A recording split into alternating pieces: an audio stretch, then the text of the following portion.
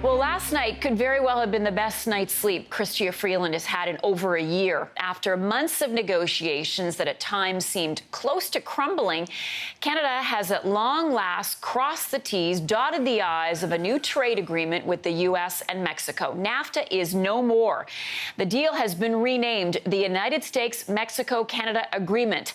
A big victory for Canada is preservation of the Chapter 19 dispute resolution provision, allowing for independent panels to resolve disagreements involving companies and governments. Canada's auto industry will also be protected should the U.S. decide to impose tariffs on auto imports. Meantime, a big victory for the U.S., greater access to the Canadian dairy market, though at this stage it's unclear how much more. There is also a full exemption for Canada's cultural industries.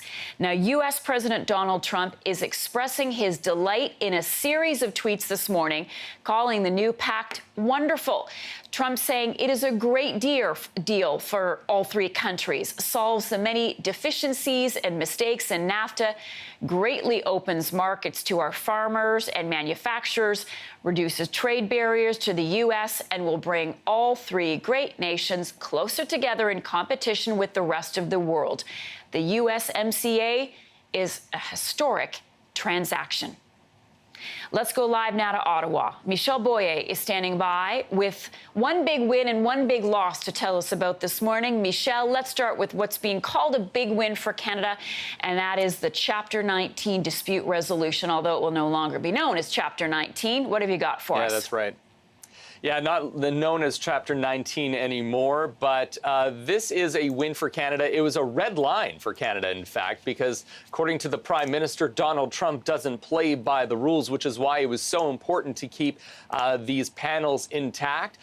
There was, however, a little bit of a shift. What we're going to see, Marcia, is a phase out of what we haven't actually talked about very much, which is called Chapter 11. It's also part of dispute resolution, but effectively Canadian companies investing in the United States eventually will no longer be able to sue the U.S. government. So that's being phased out. But as you pointed out, Canada keeping the ability to go to these panels and talk about and fight anti-dumping duties, countervailing duties, something that we've seen over the last little while from the United States. One thing we did not get any closure on and that we're still waiting, maybe we'll learn more from U.S. President Donald Trump at 11 o'clock Eastern from the Rose Garden this morning, is those Section 232 national security tariffs on steel and aluminum.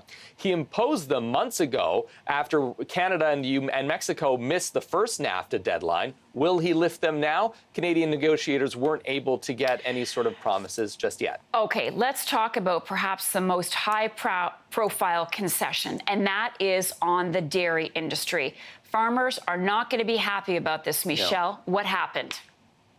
All right. The Canadian negotiators and the government agreed to open up the market, the Canadian quota system, 3.6%, 3.59 actually, but 3.6% to U.S. Dairy farmers. This needed to happen for Donald Trump to feel like he got a win. And as you pointed out, farmers not happy. Take a look at what the dairy farmers of Canada are saying about this.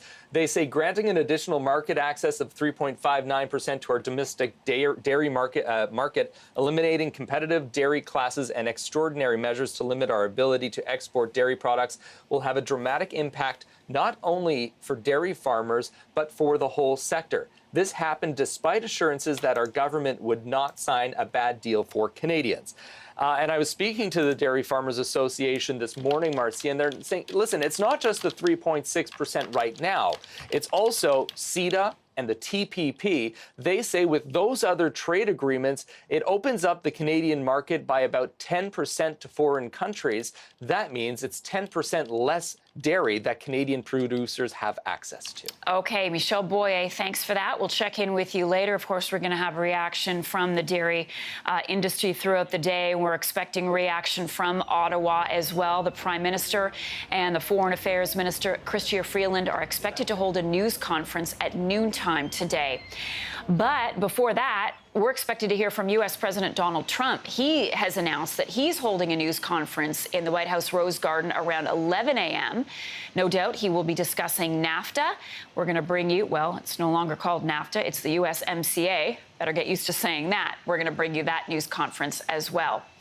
Now, the president of Canada's largest private sector union says it's a great day for Canadians. Speaking a short time ago in Ottawa, Jerry Dias says Canada really did meet all its major objectives under the New Deal. He says the biggest victory was avoiding the massive auto tariffs threatened by President Trump.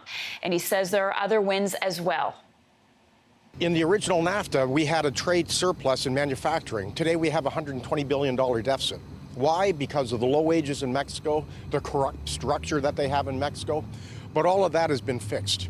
But other huge victories today is the fact that Canada was able to wrestle back the clause that really talked about energy ratcheting, which gave the United States more access, frankly, to our oil reserves than we had, more control. So that issue has been resolved, which is such a major, major victory for Canadians.